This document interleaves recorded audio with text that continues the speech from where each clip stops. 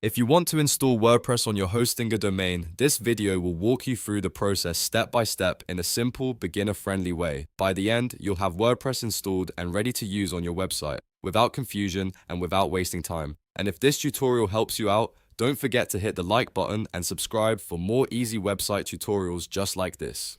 Alright, let's get started. The first thing you need to do is log into your Hostinger account. Once you're inside the dashboard, look for the website section.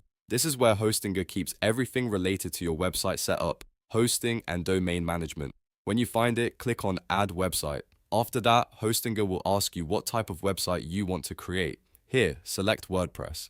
This is the platform you'll be installing, and it's one of the most popular choices for blogs, business sites, portfolios, and online stores because it's flexible and easy to manage. Next, you'll be asked to enter your site details. This usually includes your email address and a password for the WordPress admin account. Make sure to choose an email you can access easily because this will help you manage your website and receive important notifications. Also, create a strong password so your site stays secure from the start. Once that information is filled in, Hostinger will move you to the domain selection step. Here, choose the domain you want WordPress to be installed on. If you already own a domain connected to Hostinger, select that one. If you have multiple domains, double check carefully so you install WordPress on the correct website. This step is important because it determines where your new site will live. After selecting your domain, Hostinger may ask you to choose your audience location. This helps optimize your website setup based on where your visitors are expected to come from. For example, if most of your audience is in a specific region, choosing the nearest location can help with performance and loading speed.